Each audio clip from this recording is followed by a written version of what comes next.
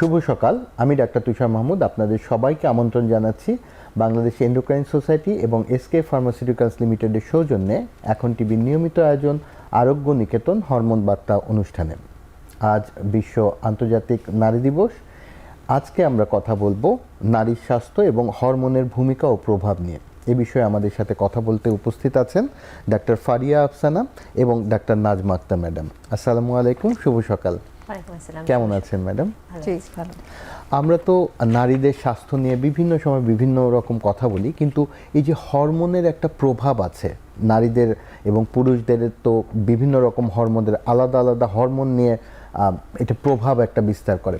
তো আমি প্রথমেই ডাক্তার ফারিয়া ম্যাডাম আপনার কাছে জানতে চাবো, নারীদের আলাদা আলাদা কি ধরনের হরমোন কাজ করে যেটা নারীর বেড়ে ওঠার বিভিন্ন সময় কাজ করে? আমরা যদি শুরু থেকে শুরু করি, যে একটা মেয়ে যখন বড় হয় বা বয়স সন্ধিক্ষণের সময় আমরা যখন বলি, তখনও কিন্তু ইস্ট্রোজেন, প্রজেস্টেরন এই নামের হরমোনগুলির প্রভাবেই তার এই বয়স সন্ধিক্ষণের পরিবর্তনগুলি চলে আসে। এবং এই পরিবর্তনের সাথে সাথেও আমি একটু বলতে চাই যে এই পরিবর্তনগুলির মধ্যে কোনো অসামঞ্জস্যতা দেখা গেলেই কিন্তু হরমোনজনিত বিভিন্ন রোগ আসতে পারে। তার মধ্যে এই বয়স সন্ধিক্ষণের সবচেয়ে কমন যে হরমোনজনিত সমস্যা সেটা হচ্ছে পলিসিস্টিক ওভারি। এরপরে চলে আসে রিপ্রোডাক্টিভ এইজ বা প্রজননকালীন সময়। এই সময় একজন নারী ম্যাচুরিটির সাথে সাথে এখানেও একটা ইস্ট্রোজেন হরমোনের প্রভাব রয়েছে এবং তার সাথেই চলে আসে তার প্রেগনেন্সি বা ফার্টিলিটির ইস্যুটা।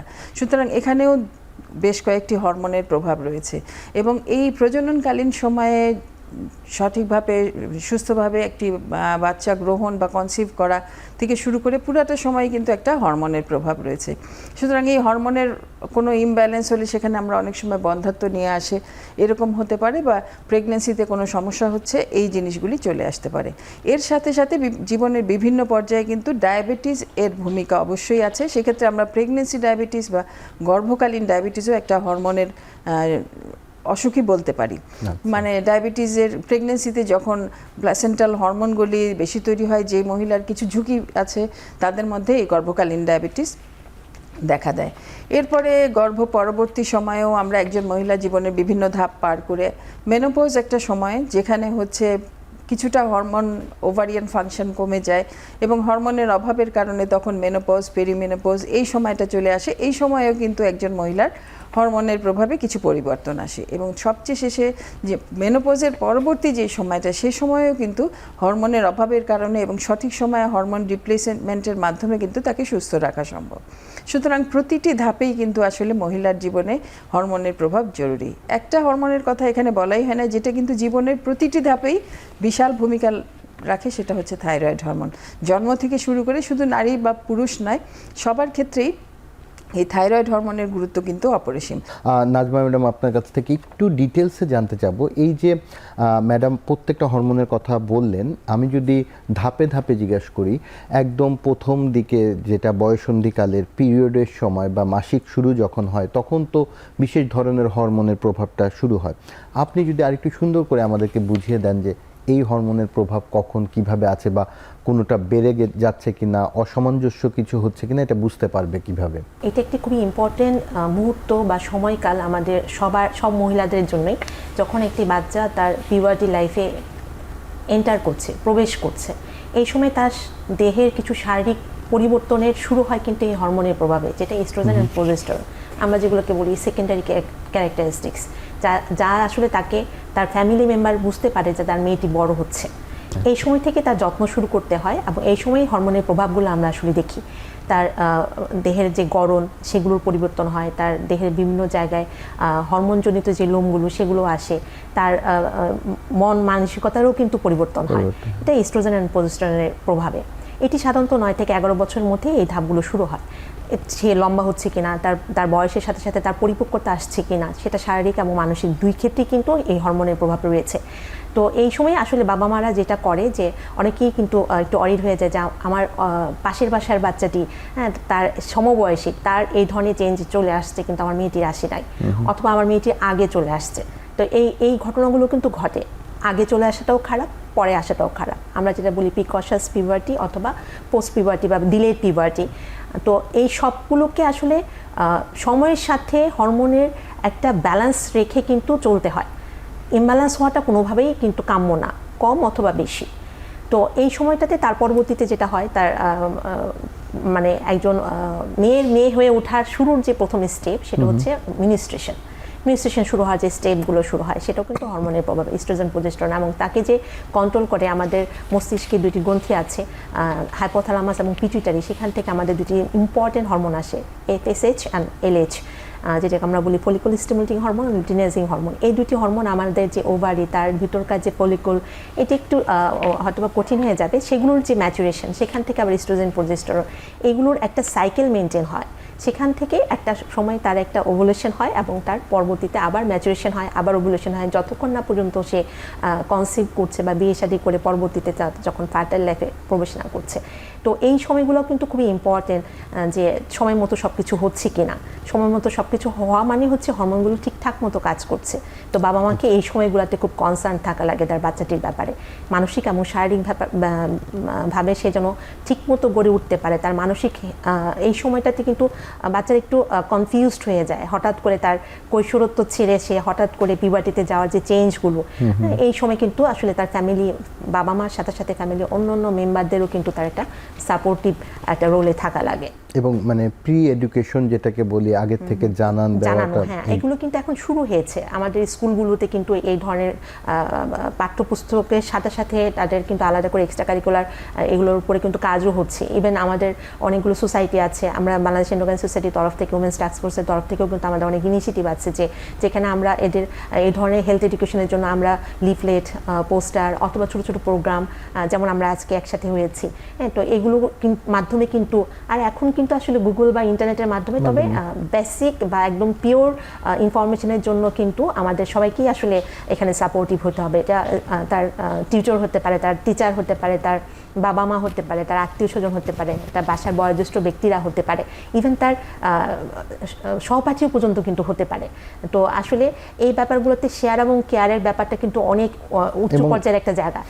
যখনই আপনি শেয়ার করবেন তখনই আপনি কেয়ার পাবেন। তো এই শেয়ারিংয়ের ব্যাপারগুলো যেন আরও খোলামেলা হয়, এই জন্য আমাদের সবাইকে আসলে কাজ করতে হবে। এবং যেটা খুব ইম্পর্টেন্ট কথা বললেন, যেটা সহপাঠীরাও জানতে হবে। মানে শুধু যে মেয়ে হয়েছে দেখে একটা শিশু বালিকা সে জানবে তা না, একটা স্কুলের ছেলে তারও জানা উচিত তার সহপাঠীর এই সময় যে প্রবলেম। এটা ট্যাবুর হিসাব থেকে অনেকখানি আমরা উঠে এসেছি, কিন্তু এখনো আমাদের এখানে ম্যাডাম একটা সুন্দর কথা বললেন যে মেয়েদের মেয়ে হয়ে ওঠাটা শুরু হয় অ্যাকচুয়ালি এই হরমোনের দ্বারাতে। এই সময় যখন পিরিয়ডটা শুরু হয়, একটা খুব গুরুত্বপূর্ণ।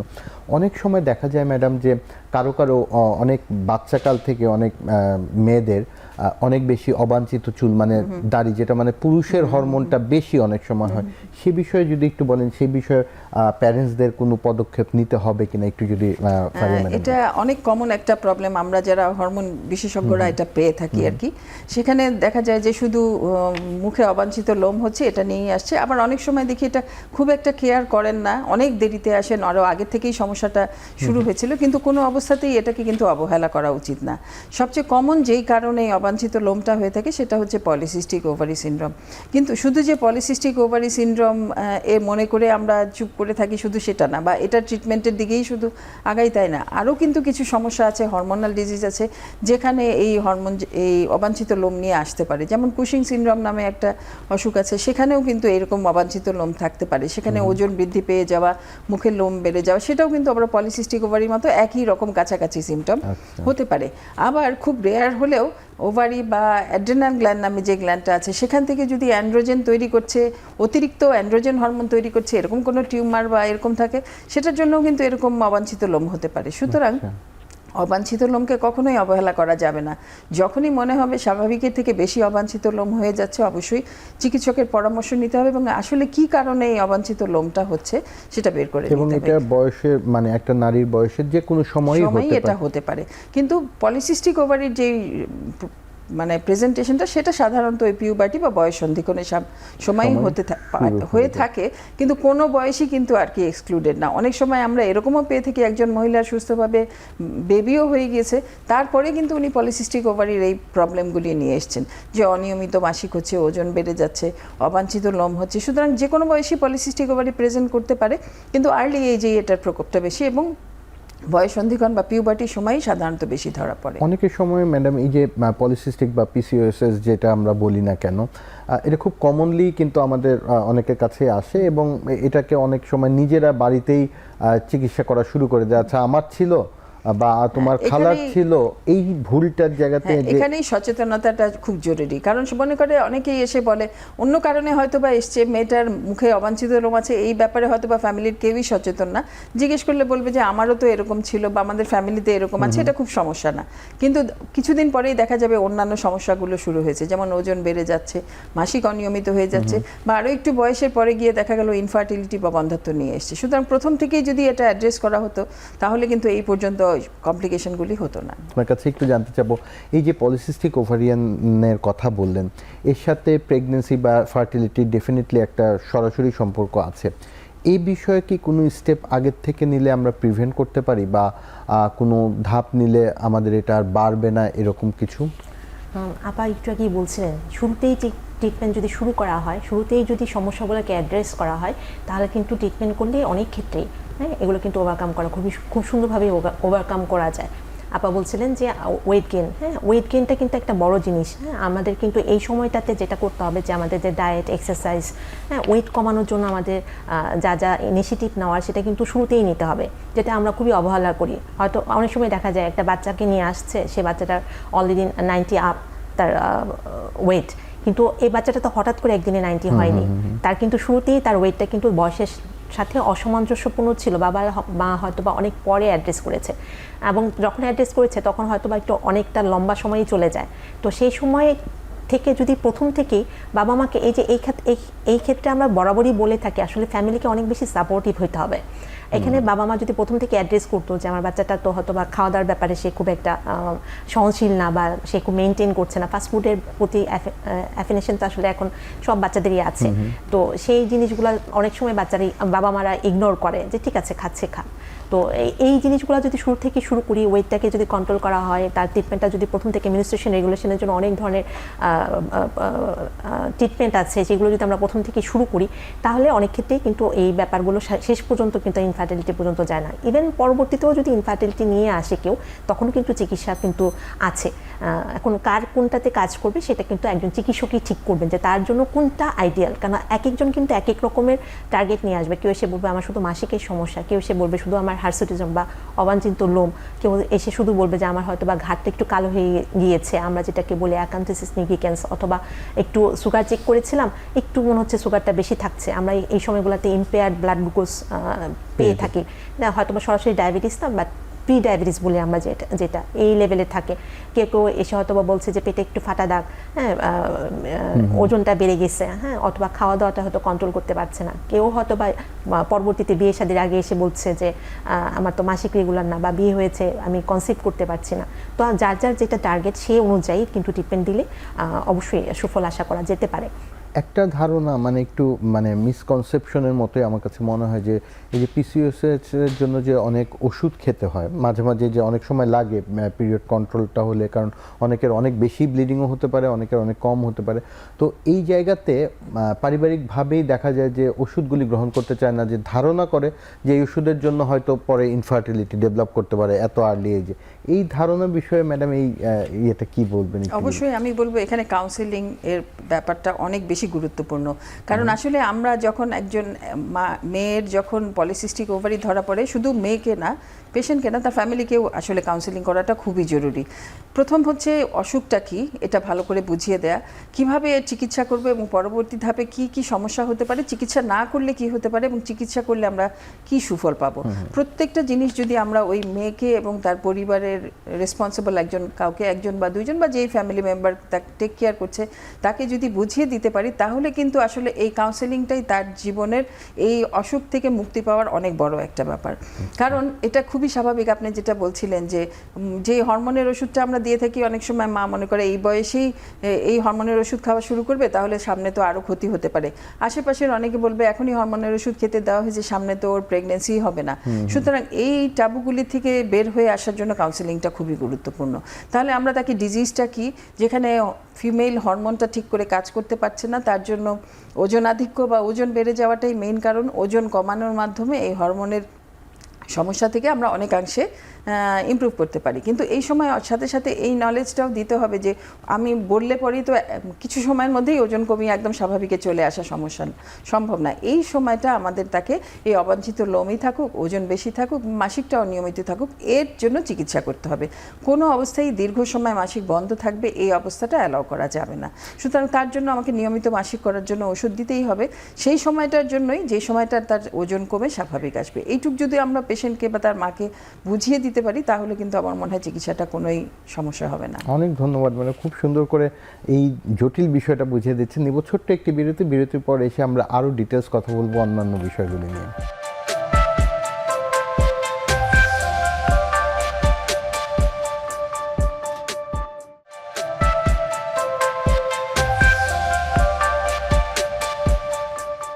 বিরতির আগে আমরা কথা বলছিলাম মাসিক শুরুর সময়ের বিভিন্ন রকম প্রবলেম নিয়ে। এখন আমরা একটু কথা বলতে যাব প্রেগনেন্সির সময়। তো এই হরমোন দিয়েই নিয়ন্ত্রিত হয় পুরো সিস্টেমটা, 9 মাসের একটা যাত্রা, পুরোটুকু এই হরমোন। আমি নাজমা ম্যাডাম আপনার কাছেই জানতে যাব, এই হরমোনজনিত কোনো প্রবলেম প্রেগনেন্সিতেও কি মনিটর করার প্রয়োজন আছে বা দেখা দরকার আমাদের নিয়মিত? একটি স্বাভাবিক প্রেগনেন্সি কিন্তু একদমই একটা ফিজিওলজিক্যাল ব্যাপার।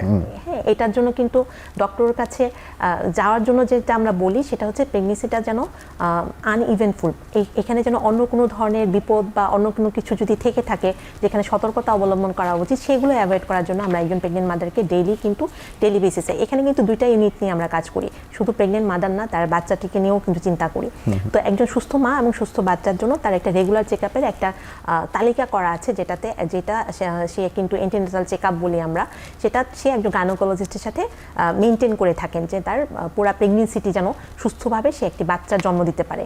এটি শুরু থেকে মানে প্রি কনসেপশন থেকে শুরু করে যখন তিনি চিন্তা করছেন যে আমি একটি বাচ্চা নিতে চাই, তখন থেকে শুরু করে বাচ্চাটি ডেলিভারি হওয়া পর্যন্ত এই চেকআপটা কিন্তু খুবই জরুরি।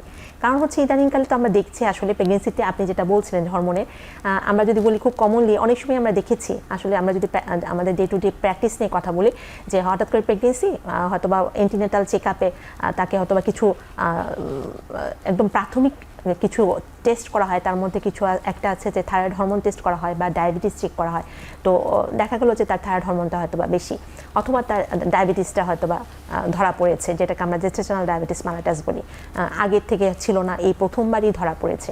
তো সেই ক্ষেত্রে কিন্তু আমাদেরকে অবশ্যই এই বাচ্চাটার বড় হওয়া ভ্রূণগত ব্যাপারগুলো থেকে শুরু করে সেফ প্রেগনেন্সি মেনটেন করার জন্য তার এই 2টা হরমোন, যেটা একটি হচ্ছে যে অবশ্যই ডায়াবেটিস, যেটা ইনসুলিন নামক হরমোনের জন্য হয়, এখানে ইনসুলিন রেজিস্ট্যান্স হয়, আর আরেকটি হচ্ছে যে থাইরয়েড হরমোন, এই দুটিকে অবশ্যই কন্ট্রোলে রাখা খুব জরুরি। তো সেই ক্ষেত্রে অবশ্যই তাকে যদি ধরা পড়ে থাকে, প্রথমবারে চেকআপের পর যদি ধরা না পড়ে থাকে, তাহলে আমরা সবসময় বলি 28 সপ্তাহে যে তিনি যে চেকআপটাতে আসবে সেখানে কিন্তু আরেকবার ডায়াবেটিস চেক করতে হবে।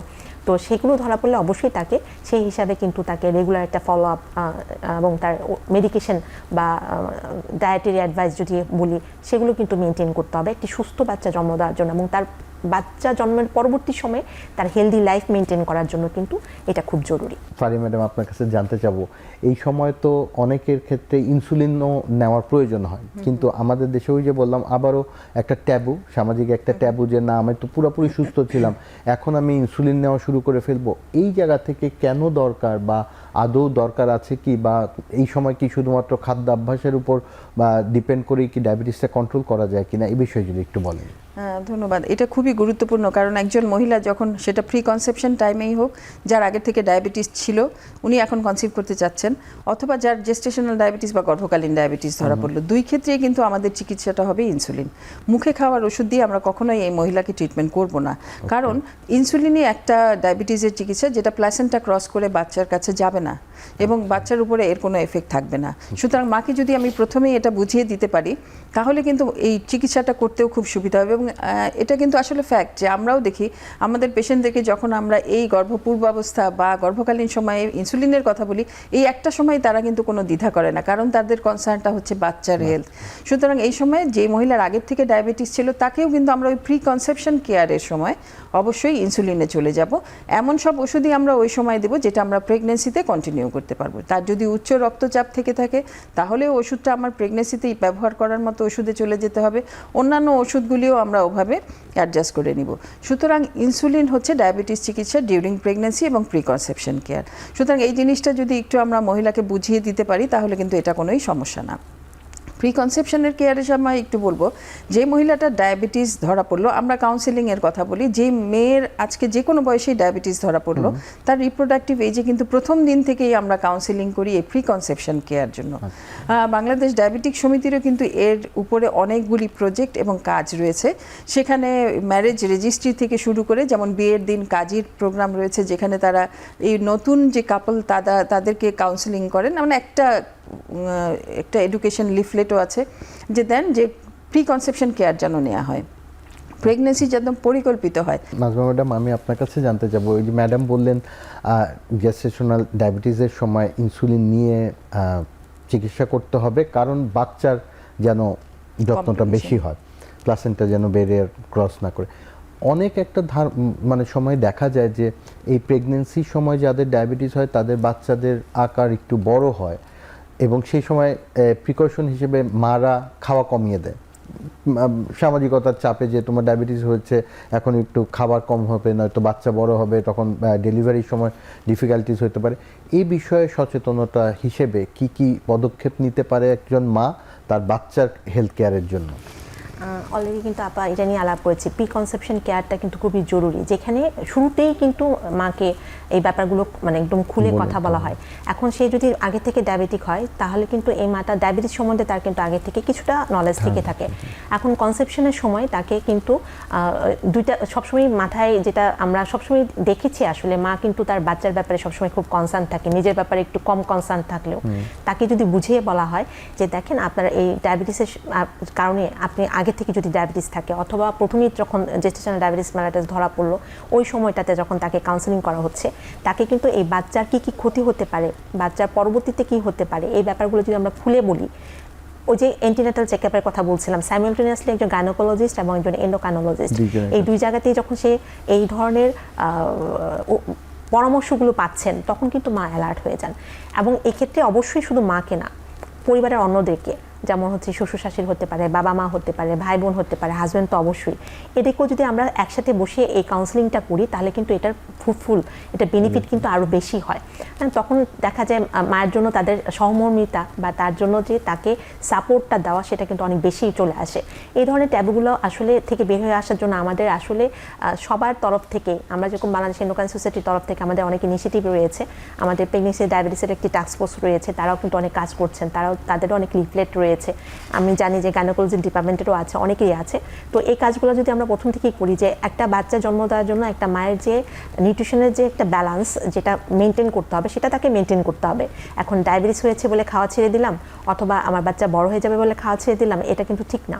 যদি ডায়াবেটিস হয়েই থাকে তাহলে চিকিৎসা নিতে হবে, চিকিৎসা ইনসুলিন, এবং ইনসুলিন দিলে বাচ্চা ভালো থাকবে, মা ভালো থাকবে, পরবর্তীতে মায়ের হেলথ এবং বাচ্চার হেলথের উপরে এটার কোনো ইফেক্ট নাই। সেই ব্যাপারগুলো যদি আমরা বুঝিয়ে বলি, এক্ষেত্রে কিন্তু আসলে মানে এই পরামর্শগুলো আসলে অনেকটাই ভূমিকা আসলে রাখে।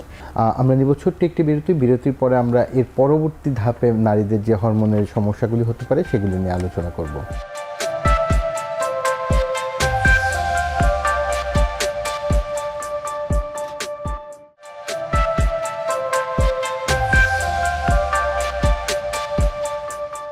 বিরতির আগে আমরা প্রেগনেন্সির সময় অনেকগুলি সমস্যা নিয়ে এবং তার সমাধান নিয়ে আপনাদের কাছ থেকে জানলাম। এবার আমি জানতে যাবো এই প্রেগনেন্সি পরবর্তী সময়ে যে অনেক সময় বাচ্চাদের ল্যাকটেটিং ফেজ, মানে দুধ খাওয়ানোর সময় হয়, সেই বিষয়টা তো আসলে হরমোন ডিপেন্ডেন্ট হলেও এটা রেগুলার প্র্যাকটিসের মাধ্যমেই হয়।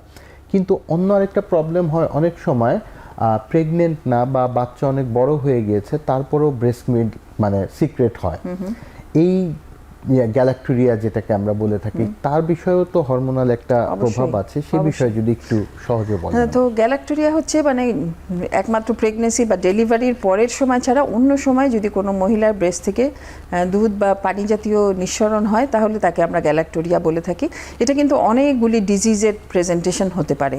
যেমন প্রোল্যাকটিন নামে যেই হরমোনটা আমাদের পিটুইটারি গ্ল্যান্ড থেকে তৈরি হয় বা এখান থেকে যেই হরমোনটা আসে সেটার প্রভাবেই কিন্তু এই সিক্রেশনটা হয়ে থাকে। তো একটা নির্দিষ্ট সময় সময় মানে ডেলিভারির পরেই কিন্তু এটা স্বাভাবিকভাবে আসার কথা, কিন্তু অনেক সময় অস্বাভাবিকভাবে অনেক সময়ই একজন মহিলা এই কমপ্লেইনটা নিয়ে আসতে পারে। সেখানে আমাদের কিছু কিছু হরমোন আসলে দেখে নিতে হবে যে এইসব হরমোনের কারণে এই গ্যালাক্টোরিয়াটা হচ্ছে কিনা।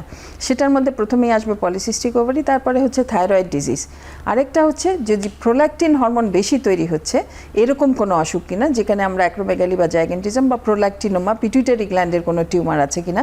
সেই তিনটা মেইন কারণেই কিন্তু আসলে এটা হতে পারে।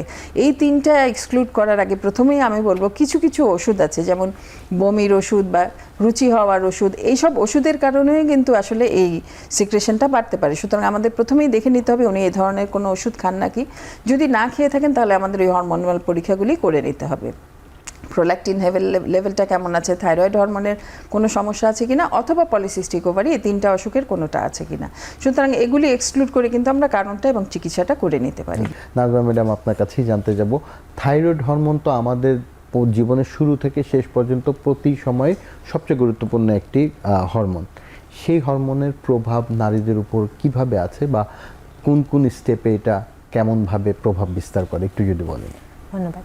আসলে থাইরয়েড হরমোনটা আমাদের শুধু নারী না, আমাদের সবার জন্যই, নারী পুরুষ সবার জন্যই আসলে এটা খুবই জরুরি একটি হরমোন, যেটি আমাদের শরীরের প্রত্যেকটি কাজেই আসলে মেটাবলিজমের যে বিপাকীয় কাজ, শরীরবৃত্তীয় কাজের প্রত্যেকটি ক্ষেত্রে কিন্তু এটির একটি করে ভূমিকা আছে। তো থাইরয়েড হরমোনটা আসলে যদি মহিলাদের ক্ষেত্রে বলে থাকি, এখানেও সেম, যে একদম শুরু থেকে পিউবার্টি থেকে শুরু করে তার একদম এন্ড পর্যন্ত, লাইফের এন্ড পর্যন্ত কিন্তু তার ভূমিকা রয়েছে। আমাদের শরীরের গঠন, আমাদের মনস্তাত্ত্বিক ব্যাপার, আমাদের বিপাকীয় কাজ, হ্যাঁ, আমাদের এই সব কিছু কিন্তু থাইরয়েড হরমোনের একটা বিশাল ভূমিকা আছে। তো আমরা সাধারণত যেটা দেখে থাকি যে আমাদের দেশে আসলে হাইপোথাইরয়েড রোগীদের প্রবণতাটা বেশি, আর কিছু আছে হাইপারথাইরয়েডিজম, এছাড়াও কিছু থাইরয়েড ইনফ্লামেশন বলে থাকি আমরা, থাইরয়েডাইটিস বলি যেটাকে, এই ধরনের কিছু রোগী আমরা পেয়ে থাকি। আর এছাড়া আরেকটি অংশ আমরা এখন ইদানিংকালে খুব সবাই আমরা ফেস করছি, সেটা হচ্ছে সাবক্লিনিক্যাল হাইপোথাইরয়েডিজম, যেখানে হচ্ছে থাইরয়েড হরমোনের লেভেলটা হয়তো বা একদম বর্ডারলাইনেই হাই আছে, বাট পেশেন্টের হয়তো বা আদার্স কিছু সিমটম নিয়ে, নন স্পেসিফিক কিছু সিমটম নিয়ে এসে আমাদের সাথে দেখা করছে। তো সেক্ষেত্রে ট্রিটমেন্টটা কিন্তু একজন হরমোন বিশেষজ্ঞই নির্ধারণ করে থাকেন যে তাকে ট্রিটমেন্ট দিবেন কি দিবেন না। তো মাসিকের সাধারণত পিউবার্টিতে যদি বলি, বেশিরভাগ সময় দেখা যায় ওজন বেড়ে যাচ্ছে, মায়েরা বাবারা নিয়ে আসে, অনেকে এসেই বলে যে থাইরয়েড হরমোনের পরীক্ষা করতে চাই, কারণ তারা হয়তো বা ইউটিউব বা গুগল চেক করে দেখেছেন যে থাইরয়েড হরমোন যেটা ওরা বলে যে বেড়ে গেলে, আসলে বেড়ে না, টিএসএসটা বেড়ে গেলে সেই ক্ষেত্রে যেটা হয় যে ওয়েট গেইন হয়। তো অনেকেই এটা জেনে এসে বলে যে আমার বাচ্চাটা তো আসলে মোটা হয়ে যাচ্ছে, সেটা অন্য কোনো কারণেই হোক, তারা মনে করে থাকে যে এটা হয়তো বা থাইরয়েডের কারণে। সবসময় যে থাইরয়েডের কারণে হয় তা না, এটা আসলে সেডেন্টারি লাইফস্টাইল বা ওভার ইটিংয়ের কারণে আমরা যেটা ফাস্টফুড খুব কনজিউম করছে তাদের ক্ষেত্রে এমনিতেও ওয়েট বাড়তে পারে। তো এটা একটা। আর অনেক সময় আসে যেটা হচ্ছে মাসিকের ইরেগুলারিটি, তো সেই ক্ষেত্রেও কিন্তু পিসিওএসের রোগী, হ্যাঁ, তাদের কিন্তু সাইমালটেনিয়াসলি দেখা যায় যে হাইপোথাইরয়েড অথবা সাবক্লিনিক্যাল হাইপোথাইরয়েডিজম, হ্যাঁ, এই ধরনের কিন্তু প্রবলেম থেকে থাকে। ইনফার্টিলিটি, রিপ্রোডাক্টিভ এজে আসার পর বাচ্চা হচ্ছে না, তো গাইনোকোলজিস্টের কাছে গিয়েছে, অনেক পরীক্ষা নিরীক্ষা করার পর সাথে সাথে যখন থাইরয়েড পরীক্ষাটা করা হয়েছে তখন দেখা যাচ্ছে যে হাইপোথাইরয়েডিজমটার প্রবণতাটাই বেশি থাকে ইনফার্টিলিটিতে। এটা শুধু যে ফিমেলদের ক্ষেত্রে তা বলবো না, মেলদের ক্ষেত্রেও দেখা যায় যে অনেক সময় যে হাইপোথাইরয়েডের কারণে হয়তো বা কনসিভ হচ্ছে না। তো সেক্ষেত্রে কিন্তু ট্রিটমেন্ট দিলে কিন্তু এটা খুব সহজ ট্রিটমেন্ট, হাইপোথাইরয়েডের ট্রিটমেন্টটা কিন্তু ডায়াগনোসিসও খুব সহজ এবং ট্রিটমেন্টটা খুব সহজ, দিলে কিন্তু এগুলো কিন্তু খুব সহজে ওভারকাম করা যায়। অনেক অনেক ধন্যবাদ। আমি এর সাথে একটু যোগ করতে চাই, শুধু পিউবার্টি থেকে না, আসলে জন্ম থেকেই কিন্তু থাইরয়েডের ভূমিকা খুবই গুরুত্বপূর্ণ, কারণ আমরা বাচ্চাদের মধ্যেও কিন্তু থাইরয়েড হরমোনের অভাব দেখতে পারি, এবং এটা খুবই জরুরি যে কনজেনিটাল হাইপোথাইরয়েডিজম কিন্তু একটা বিগ ইস্যু। জন্মগতভাবে তার থাইরয়েড হরমোন, দুইটা জিনিস হতে পারে, থাইরয়েড গ্ল্যান্ডটা তৈরিই হয় নাই, অথবা থাইরয়েড হরমোন তৈরি হচ্ছে না, গ্ল্যান্ড হয়তো বা আছে। সুতরাং এই জিনিসটা স্ক্রিনিং এবং ট্রিটমেন্টটা খুবই জরুরি, কারণ প্রথম 2 বছর, জীবনের প্রথম 2 বছর আমরা জানি যে বাচ্চার ব্রেইন ডেভেলপমেন্ট এবং অন্যান্য ডেভেলপমেন্টগুলি কন্টিনিউয়াস প্রসেসের মতো হতে থাকে, এবং তার জন্য থাইরয়েড হরমোনের গুরুত্ব কিন্তু অপরিসীম। সুতরাং এই প্রথম থেকেই কিন্তু আসলে যদি কোনো লক্ষণ দেখা যায় তাহলে অবশ্যই স্ক্রিনিং করে নেওয়া উচিত। আরেকটা ইম্পর্টেন্ট জিনিস হচ্ছে, যেই মায়ের হাইপোথাইরয়েডিজম আছে, ডেলিভারির পরপরই বাচ্চারও কিন্তু 7 দিন বয়স থেকে একটা থাইরয়েড হরমোন, এটা স্ক্রিনিং টেস্ট, এটা মাকে অবশ্যই বুঝিয়ে দিতে হবে যে মায়ের থাইরয়েডের সমস্যা থাকলেই যে বাচ্চার থাইরয়েডের সমস্যা হবে এমন কোনো কথা না, কিন্তু এটা একটা স্ক্রিনিং টেস্ট হিসাবে অবশ্যই যেই মায়ের হাইপোথাইরয়েডিজম আছে তার বাচ্চার জন্য থাইরয়েড টেস্ট করে নিতে হবে। এই হরমোন বিষয়ক তো বাচ্চাদের কাল থেকেই হতে থাকে, সে বিষয়ে সচেতনতা বা কি স্টেপ নিতে পারে একজন মা বা পরিবার? শুরু থেকেই আমরা আসলে একটি কথার উপরে খুব জোর দিচ্ছি, সেটি হচ্ছে কাউন্সিলিং, সাপোর্টিভ ট্রিটমেন্ট, কাউন্সিলিং জানতে হবে। জানলেই আসলে আমরা এগুলো প্রতিহত করতে পারবো। তো এই শুরুতেই যদি আমাদের চেক আপগুলো ইন্টারনেটাল, যখন সে চিন্তা করছে যে আমরা কনসেপশনে যাব, আমরা একটা বাচ্চা চাচ্ছি, তখনই কিন্তু তাদেরকে প্ল্যানিংগুলো করতে হবে সব কিছু ঠিক আছে কিনা। তারপরেও যখন এই ধরনের একটি বাচ্চা হয়, তো এন্টিনেটাল চেক আপগুলোতে কিন্তু আলট্রাসাউন্ড করে কিন্তু কোনো কনজেনিটাল অ্যানোমালি আছে কিনা সেটাও কিন্তু চেক করা যেতে পারে, যেটা অ্যানোমালি স্ক্যান বলি আমরা। তো সেই হিসাবে কিন্তু ব্যবস্থা নেওয়া যেতে পারে। আর পরবর্তীতে যদি এরকম হয় যে বাচ্চাটি জন্মগ্রহণ করেছে একটি ডায়াবেটিস নিয়ে অথবা হাইপোথাইরয়েড নিয়ে, তাহলে কিন্তু তার চিকিৎসাটা একই রকম, তাকে কন্টিনিউ করে যেতে হবে, তাকে সাপোর্টিভ ট্রিটমেন্ট দিতে হবে, বা সাপোর্ট যেটা মা এবং বাচ্চা দুজনকে, সেই সাপোর্টিভ ট্রিটমেন্টগুলোতে যে সাথে সাথে তার যে ওষুধের যে রিপ্লেসমেন্ট সেটা কিন্তু করতে হবে, এটা জুভেনাইল ডায়াবেটিস হোক অথবা হাইপোথাইরয়েড হোক। অনেক ধন্যবাদ। আমরা হচ্ছে গিয়ে থাইরয়েড এবং ডায়াবেটিস খুব গুরুত্বপূর্ণ, যেটা দীর্ঘমেয়াদী একটা ক্রনিক ডিজিজ আমরা বললেও এটা অ্যাকচুয়ালি মেনটেন করা যায়, এটা ট্রিটমেন্ট করে আমরা সারিয়ে ফেলতে পারি না, সে বিষয় নিয়ে বলছি। আর নিব ছোট্ট একটি বিরতি, এবং বিরতির পরে এসে আমরা আরও কিছু বিষয় নিয়ে কথা বলবো যেটা মেয়েদের জন্য হরমোন বিষয়ে খুব গুরুত্বপূর্ণ।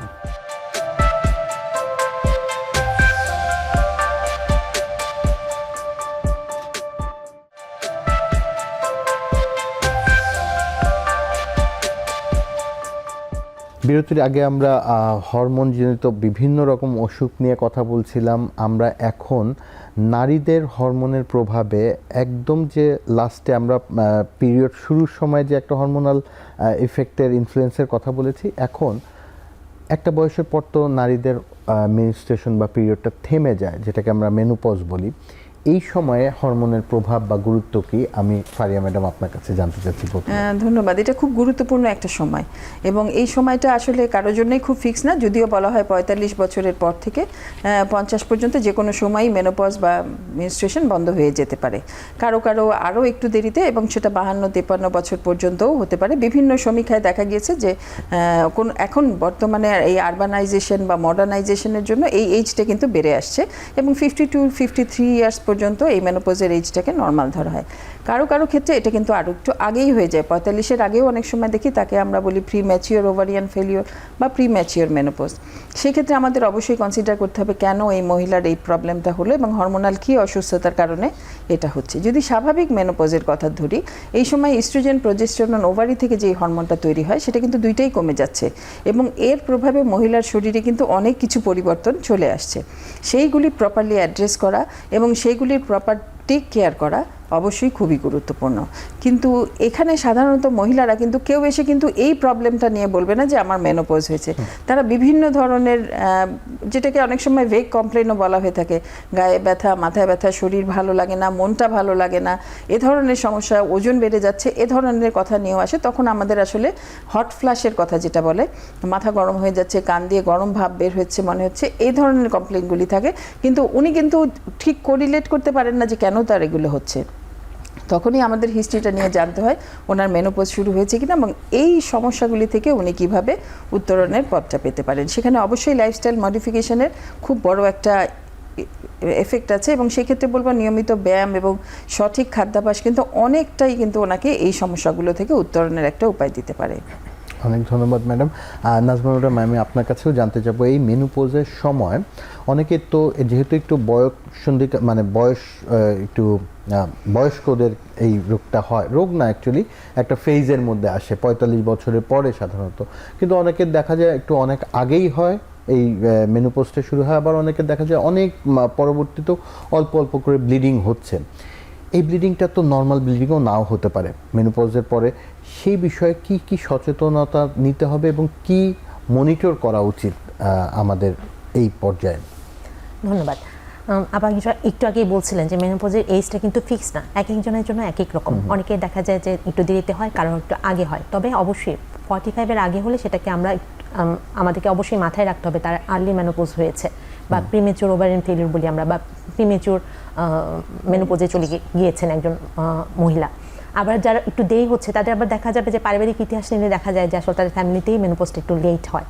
যেটা আপনি বলছিলেন যে মাসিকের মেনোপজ শুরু হওয়ার আগে কিন্তু আরেকটি স্টেপ আছে, সেটা হচ্ছে পেরিমেনোপজ। তো ওই অংশটাই কিন্তু একটা লম্বা সময়, যখন তার এই যে হরমোনাল চেঞ্জগুলো কিন্তু হঠাৎ করে একদিন বন্ধ হয়ে যায় তা কিন্তু না, তখন সেটা বন্ধ হওয়া শুরু হয়েছে। তো সেই সময় কিন্তু তার সিমটমগুলো শুরু হয়ে যায়। তখন থেকে অনেক রোগীরা এসে কিন্তু যেটা কমপ্লেন করে, কারোর মাসিক আগে তো নর্মাল ছিল, এখন বেশি হচ্ছে, অথবা কারোর মাসিক কমে গিয়েছে, কারোর ফ্রিকোয়েন্সি কমে গিয়েছে, 3 মাস 4 মাস পরে হচ্ছে, কারো হয়তো বা ফ্রিকোয়েন্সি বেড়ে গিয়েছে, এই ধরনের সমস্যাগুলো কিন্তু নিয়ে আসে। তো সেক্ষেত্রে অবশ্যই একেবারে ফেলে দেওয়া যাবে না যে আচ্ছা ঠিক আছে আপনি মেনোপজে চলে যাচ্ছেন, তো সে আদার্স তার কোনো কমপ্লিকেশন আছে কিনা, আদার্স কোনো সিমটম আছে কিনা যেটা অ্যালার্মিং, হ্যাঁ, এই সময়টাতে কিন্তু সেটা খুব টেক কেয়ার করতে হবে। তার জননতন্ত্র যেটা আমরা বলি ইউটারাস ওভারি, হ্যাঁ, এইখানে কোনো ধরনের জটিলতা বা অন্য কিছু আছে কিনা সেই ব্যাপারে কিন্তু সে একজন গাইনোকোলজিস্টের কিন্তু পরামর্শ অবশ্যই নেবেন। যদি সেটা অ্যাবনর্মালি কোনো সিমটম বা অ্যাবনর্মালি কোনো লক্ষণ নিয়ে এই রোগীটা আসেন আমাদের কাছে, শুধু মেনোপজ বলে কিন্তু এটা বসে থাকা যাবে না। যদি এটা আর্লি অথবা লেট হয় অথবা কোনো অ্যাবনর্মাল বা অসামঞ্জস্যপূর্ণ কোনো লক্ষণ নিয়ে যদি তিনি আসেন, তো সেক্ষেত্রে চেকআপের কিন্তু কোনো বিকল্প নেই। পরামর্শ কিন্তু উনি নিতেই পারেন একজন গাইনোকোলজিস্টের সাথে অথবা একজন এন্ডোক্রাইনোলজিস্টের সাথে কথা বলতে পারেন। এই সময় কি কোনো হরমোনাল কোনো ওষুধ কোনো হেল্প করতে পারে এই মেনোপজের ক্ষেত্রে? অবশ্যই, হ্যাঁ। তো এইটাও কিন্তু একজন চিকিৎসক নির্ধারণ করবেন যে তার অন্য কারণ যে কোনো হরমোনেরই কিছু কিন্তু সাইড ইফেক্ট বা পার্শ্ব প্রতিক্রিয়া থাকে, তাকে দেওয়া যাবে কিনা, তার আগে কিছু স্ক্রিনিং টেস্ট আছে, তাকে দিয়ে সেটা কতদিন আমরা কন্টিনিউ করবো, তার আদৌ দরকার আছে কিনা, এই ব্যাপারগুলো কিন্তু একজন চিকিৎসক ঠিক করে থাকবেন। এবং সেই অনুযায়ী শুধু হরমোন রিপ্লেসমেন্ট থেরাপি না, আরও কিছু ট্রিটমেন্ট আছে যেগুলো দিয়ে কিন্তু আমরা তাকে সাপোর্টিভ ট্রিটমেন্ট বা সিমটোমেটিক রিলিভও কিন্তু আমরা দিতে পারি, তার যে হরমোন বন্ধ হয়ে যাওয়ার কারণে তার যে যেমন হট ফ্ল্যাশ, মুড চেঞ্জ, এগুলোর জন্য কিন্তু আমরা তাকে আরও আদার্স কিছু সাপোর্টিভ ট্রিটমেন্টও আছে যেগুলো আমরা কন্টিনিউ করতে পারি। ওকে, অনেক অনেক ধন্যবাদ ম্যাডাম। আমি আপনার কাছে একদম লাস্টে আরেকটু জানতে যাব, এই মেনোপজের সময় অনেকের তো শুধুমাত্র যে হট ফ্ল্যাশ বা এই প্রবলেমগুলো হচ্ছে না, কিছু কিছু প্রবলেম কিন্তু আসলেই প্রবলেম হয়, যেমন হচ্ছে কি হাড় ক্ষয়টা অনেক বেড়ে যায়। এই ক্ষেত্রে মহিলাদের কোনো স্পেশাল কেয়ার নেওয়া উচিত কিনা? অবশ্যই বয়সের সাথে সাথে হাড় ক্ষয় হবে, এটা যেমন স্বাভাবিক। মেনোপজ একটা পার্টিকুলার সময় যার পর থেকে এই দ্রুত হাড় ক্ষয় হতে থাকে। অবশ্যই ক্যালসিয়াম, ভিটামিন ডির গুরুত্ব এখানে খুবই গুরুত্বপূর্ণ। খাওয়ার মধ্যে থেকে আমরা এগুলি যেন পাই সেটা এনশিওর করতে হবে। যার সেদিক থেকে কিছুটা আছে সেখানে অবশ্যই ক্যালসিয়াম, ভিটামিন ডি সাপ্লিমেন্ট করতে হবে। এবং অবশ্যই হাড় ক্ষয় দেখার জন্য বিএমডি টেস্ট আছে, সেটা করে নিতে পারি। এবং তার এখন বর্তমানে হাড়ের অবস্থা কি সেটা দেখে দরকার হলে হাড় ক্ষয় প্রতিরোধের জন্য যে ওষুধগুলো আছে সেগুলি আমরা প্রেসক্রাইব করতে পারি। সেটা কিন্তু অনেক সময় আরও আর্লি থেকেই শুরু হয়। আমাদের সবার ক্ষেত্রেই এরকম একটা ধারণা যে যখন হাড় ক্ষয় শুরু হবে তখন আমরা ট্রিটমেন্টটা শুরু করব।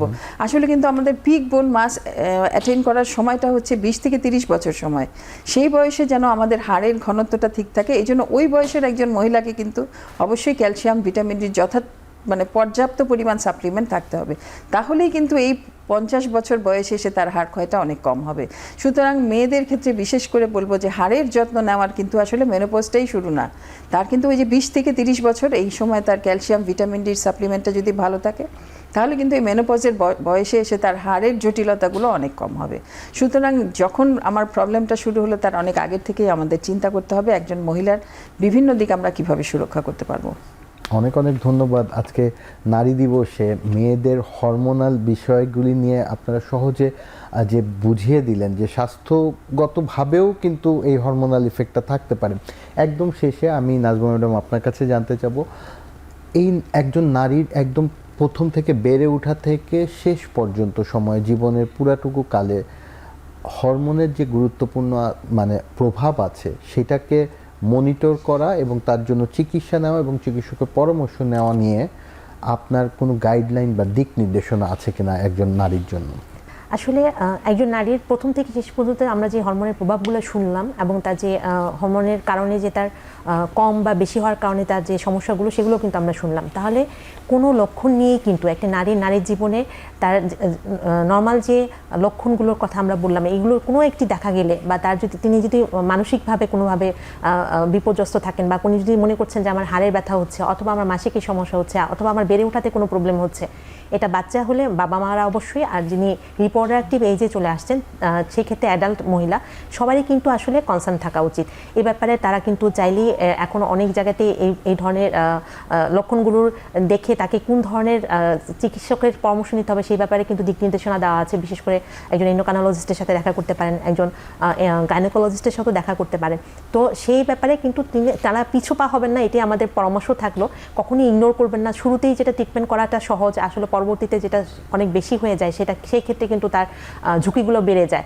তো শুরু থেকে যদি তারা সচেতন হন, তারা যদি শেয়ার করেন এবং তারা যদি কেয়ার নেওয়ার জন্য ডক্টরের পরামর্শ নিয়ে থাকেন, তাহলে কিন্তু তারা অনেকটা বেনিফিটেড হবেন এবং সাকসেসফুলি একটা মহিষী মহিলা হয়েই কিন্তু তার জীবনটি শেষ করতে পারবেন।